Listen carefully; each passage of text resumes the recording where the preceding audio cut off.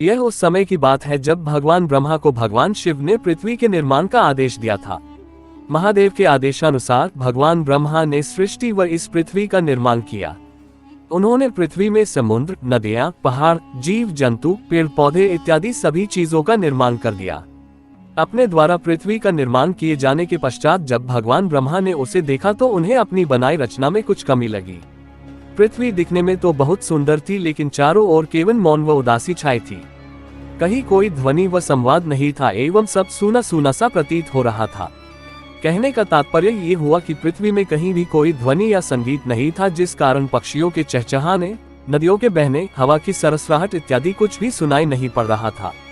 ये देखकर भगवान ब्रह्मा अपनी रचना पर अत्यंत दुखी हो गए और इसका उपाय निकालने भगवान विष्णु के पास गए। सृष्टि निर्माण के पश्चात ब्रह्मा का विष्णु के पास जाना। दुखी मन से भगवान ब्रह्मा विष्णु लोक पहुंचे और उनके सामने अपनी समस्या रखी। उन्होंने भगवान विष्णु को बताया कि चूंकि अब ये सृष्टि उन्हें ही चलानी है, लेकिन वे उन्हें ये सुनसान सृष्टि नहीं सौंप सकते, इसलिए इसका कोई मार्ग निकाले। भगवान विष्णु ब्रह्मा की चिंता का कारण समझ गए और इसके लिए उन्होंने आदिशक्ति को बुलाने का आह्वान किया। भगवान विष्णु जानते थे कि किसी भी चीज को पूर्ण केवल पुरुषत्व नहीं कर सकता और उसमें स्त्रीत्व का होना अति आवश्यक है। भगवान विष्णु के द्वारा आह्वान किए जाने पर मां आदिशक्ति वहां प्रकट हुई ताकि वे एक नई दैवीय शक्ति को जन्म दे सके। मां के प्रकट होने के बाद भगवान ब्रह्मा ने उन्हें सृष्टि का अवलोकन कर उसकी कमी को दूर करने की याचना की। मां आदिशक्ति ने सृष्टि का गहन अध्ययन किया और पाया कि इसमें तत्व तो सभी विद्यमान है, लेकिन ध्वनि व संवाद की कमी है। साथ ही सृष्टि में बुद्धि व ज्ञान का भी अभाव था। अब मां को एक नई शक्ति का विकास करना था जो सृष्टि की इस कमी को दूर कर सके। सृष्टि की कमी को दूर करने के लिए मां दुर्गा के शरीर से एक तेज उत्पन्न हुआ व उसमें से श्वेत वस्त्रों में 4 हाथों वाली एक दिव्य नारी प्रकट हुई। उसने अपने 2 हाथों में वीणा पकड़ रखी थी व तीसरे में वर्णमाला और चौथे हाथ में पुस्तक ले रखी थी। उस नारी का नाम सरस्वती रखा गया। मां सरस्वती ने प्रकट होते ही अपनी वीणा से मधुर संगीत बजाया।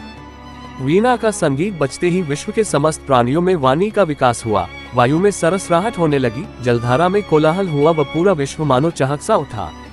पूरी पृथ्वी में विभिन्न प्रकार की ध्वनियां गुंजायमान हो उठी, जिस कारण हर किसी में एक नया उत्साह व उमंग का संचार हुआ। इसी के साथ उन्होंने विश्व के सभी प्राणियों व जीव जंतुओं की प्रजातियों में उनकी क्षमता के अनुसार विद्या का विकास किया। मां सरस्वती के प्रभाव के कारण ही हर जीव के अंदर विभिन्न कार्यों को करने की दक्षता थी व सभी में उसी अनुसार अलग अलग कौशल विकसित हुआ।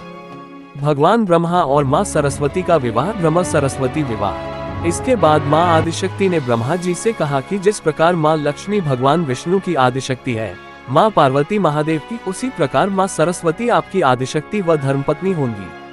मां आदिशक्ति के कहेनुसार भगवान ब्रह्मा ने मां सरस्वती को अपनी अर्धांगिनी के रूप में स्वीकार कर लिया। इस कारण हम सभी मां सरस्वती को विद्या, बुद्धि, वीणा व संगीत की देवी मानकर उनकी पूजा करते हैं। हर गुरुकुल व विद्यालय में विद्यार्थी मां सरस्वती की आराधना मुख्य तौर पर करता है। संगीतकार भी मां सरस्वती को अपनी आराध्य देवी मानते हैं।